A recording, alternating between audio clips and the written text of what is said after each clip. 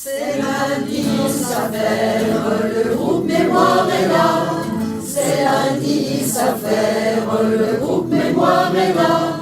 Qu'on ait des courses à faire, qu'il fasse chaud ou froid. Auprès de ses potes, qu'il fait bon, fait bon, fait bon. Auprès de ses potes, qu'il fait bon parler.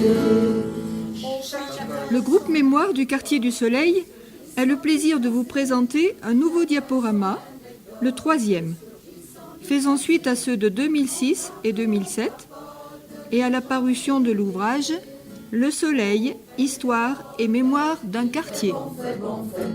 Auprès de ses potes, qu'il fait bon chercher. Si les maudites guerres ont frappé le quartier, si les maudites guerres ont frappé le quartier. Notre groupe est né en septembre 2005 avec le soutien de Jean-Paul Verdier, directeur de la maison de quartier du Soleil. 20 à 25 personnes se réunissent chaque lundi pour un travail basé sur la recherche de photos, la mémoire orale, les articles de journaux et documents d'archives, savourant le plaisir de terminer les rencontres en chantant avec Marie-Yvonne Bavu et sa guitare. Auprès de mes potes, qu'il fait bon, fait bon, fait bon. Auprès de mes potes, qu'il fait bon rester.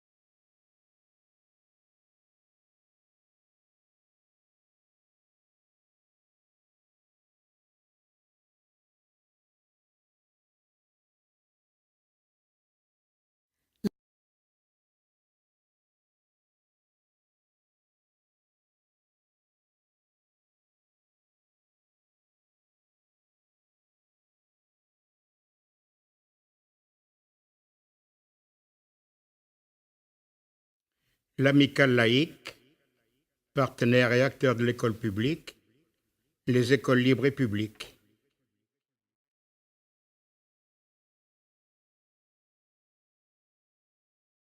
Le commissariat de police, actuellement, les bains-douches.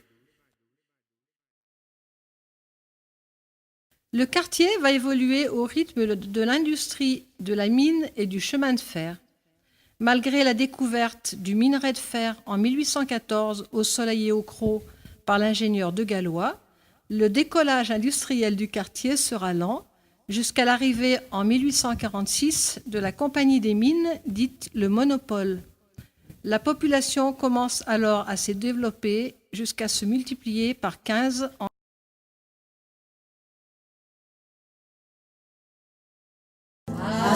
Façon de nous appeler ses gosses, on voyait bien qu'elle nous aimait beaucoup. C'était chez elle que notre argent de poche disparaissait dans les machines à sous. Après les cours, on allait boire un verre. Quand on entrait, l'honnête souriait. Et d'un seul coup, nos leçons, nos problèmes disparaissait quand elle nous embrassait. C'était bien chez Lorraine, quand on faisait la fête, elle venait vers nous, Lorraine. C'était bien, c'était chouette, quand on était fauchés. Elle me payait pour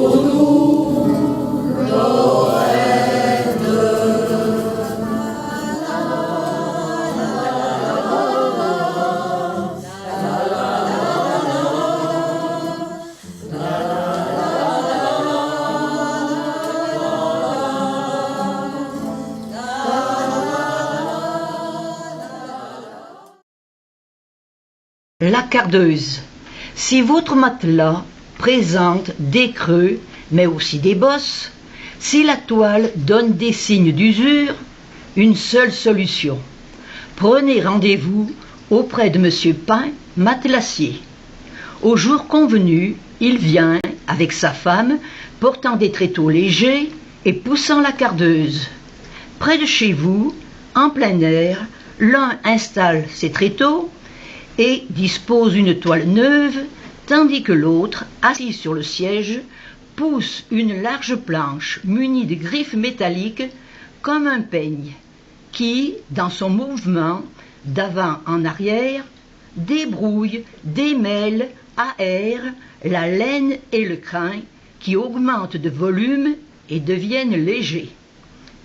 Disposez avec soin sur la toile tendue une couche de laine, une couche de crin, côté hiver bien égalisé, on recouvre le tout de l'autre partie de la toile et chacun s'active pour la coudre. Formez des bourrelets sur les bords et avec du fil solide et une longue aiguille qui traverse toute l'épaisseur des matelas et un peu d'ouate, le maintien fixe la toile en divers points et vous rend un matelas parfait. Replacez aussitôt dans votre lit, vous pourrez l'apprécier le soir même. Des fontaines, un lavoir municipal, une dizaine de buanderies, un bureau de poste, de téléphone, un hôpital pour les mineurs, un Le dispensaire. soleil se présente alors comme un vaste quartier industriel où se côtoient des fabriques de cycles, des laminoirs, des usines de mécanique, de petites entreprises, des entrepôts souvent liés à la mine et à la métallurgie, des aciéries, des forges et des fonderies.